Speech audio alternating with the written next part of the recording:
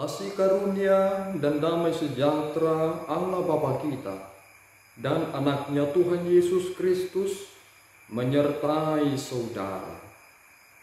Amin. Shalom, saudara-saudara yang terkasih di dalam nama Tuhan Yesus Kristus. Senang bisa menyapa saudara di tempat saudara berada hari ini. Dalam dimensi yang berbeda, tetapi dalam dunia yang sama. Sebagai insan yang diciptakan untuk Tuhan, sebelum kita melakukan rangkaian aktivitas kita pada hari ini, marilah kita mengawalinya dengan mendengarkan firman Tuhan. Shalom. Renungan kita pada pagi hari ini tertulis pada 1 Korintus 3 ayatnya yang ke-11. Beginilah bunyi firman Tuhan. Karena tidak ada seorang pun yang dapat meletakkan dasar lain daripada dasar yang telah diletakkan, yaitu Yesus Kristus. Demikianlah firman Tuhan. Shalom. Saudara-saudara yang terkasih di dalam nama Tuhan Yesus Kristus, mengapa Rasul Paulus berkata bahwa Yesus Kristus adalah dasar dari gereja itu? Sehingga tidak ada lagi dasar dari Yesus Kristus yang sudah menjadi dasar dari gereja itu sendiri.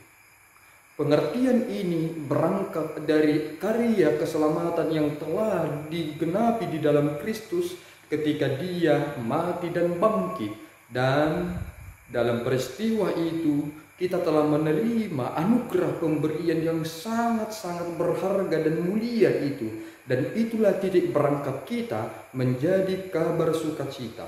Di mana ada pemberitaan firman Tuhan, maka di sana ada kabar sukacita. Apa itu kabar sukacita? Kabar sukacita itu adalah kamu telah beroleh keselamatan di dalam iman kepada Yesus Kristus, sehingga kemanapun pemberitaan firman itu dinyatakan dan dikumandangkan, maka pesan dalam pemberitaan itu adalah Yesus Kristus sendiri. Sehingga tepat cara berpikir Rasul Paulus untuk mengarahkan jemaat di Korintus untuk mengerti banyak hal. Memang banyak karunia-karunia yang telah kita terima. Bahkan di dalam perkumpulan persekutuan gereja itu, kita memiliki latar belakang masing-masing dengan pengertian-pengertian yang berbeda. Dan dalam segala hal yang kita lakukan di dunia ini, tetapi kita menjadi satu identitas dalam persekutuan itu sebagai jemaat-jemaat Allah. Apa makna yang ingin disampaikan dalam peristiwa tersebut? Yaitu bahwa kita telah dipersatukan dalam satu dasar yang kuat, yang tidak dapat digantikan oleh apapun, yaitu di dalam darah Yesus Kristus, sehingga kita bersaudara. Sehingga saudara yang terkasih di dalam nama Tuhan Yesus Kristus, mari kita memegang kuat kebenaran itu. Dan jangan mau diganggu-gugat oleh pengertian-pengertian yang lain. Karena semakin banyaknya ajaran-ajaran yang ditambah-tambahi, bahkan bisa menyesatkan jiwa-jiwa yang telah memperoleh kebenaran, tetapi gagal untuk memelihara perjanjian kudus itu. Kita di dalam Kristus berada dalam perjanjian itu. Sehingga ketika kita memegang kuat kebenaran di dalam Yesus Kristus, maka gereja itu tidak akan diombang-ambingkan. Pernah seorang bijak berkata bahwa sekoci itu berada di lautan. Tetapi ketika air laut masuk ke dalam sekoci, maka sekoci itu berada dalam bahaya, akan berada dalam ambang karamnya sekoci itu karena masuknya air laut. Gereja itu ada di dunia ini, tetapi jika dunia masuk ke dalam gereja, maka gereja itu akan bersifat duniawi.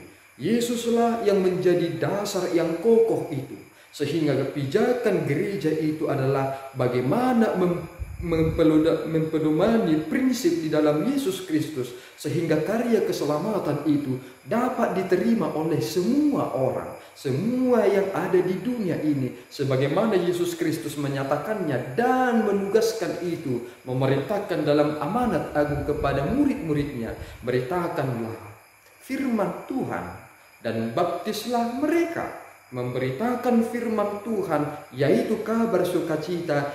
Yesus Kristuslah yang menjadi dasar kehidupan kita, dan segala sesuatunya akan mengalami banyak hal. Rasul Paulus menekankan satu hal, jika kita dibangun di atas dasar yang kokoh itu, dan apa yang dibangun di atasnya itu akan diukurkan dalam penghakiman kelak. Jika kita berada di dalam Yesus Kristus sebagai dasar, dan kita sekarang sedang berjalan sebagai gereja yang dinamis, maka kita akan dilihat pada aspek akhirnya. Dan yang terpenting adalah seperti yang dikatakan dalam kitab Pengkhotbah, akhir menjadi lebih penting daripada awal. Jika kita hanya menjadi orang yang sangat menggebu-gebu dalam iman kita di awal, tetapi tidak menjadi orang yang beriman secara sempurna di akhir, maka memang kita dibangun di dalam Kristus, tetapi kita sebagai gereja yang dinamis dapat diporak-porandakan oleh dunia ini. Sehingga saudaraku, izinkanlah Yesus Kristus memerintah dalam hati saudara, sehingga kita ingin dan rindu memenangkan Kristus dalam segala pergumulan kita.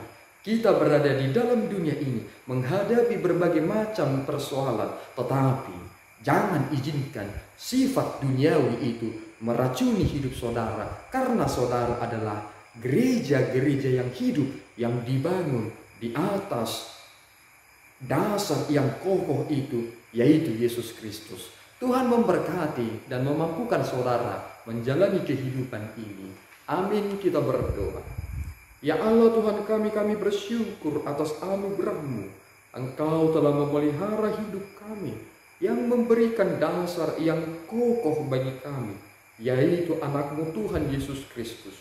Jadikan kami ya Tuhan menjadi gereja-gereja-Mu yang hidup, sebagaimana iman kami di dalam Kristus. Dalam penderitaan, dalam banyak hal, kami senantiasa bersyukur kepadamu dalam iman yang telah kami hidupi sebagai iman yang menyelamatkan di dalam Kristus.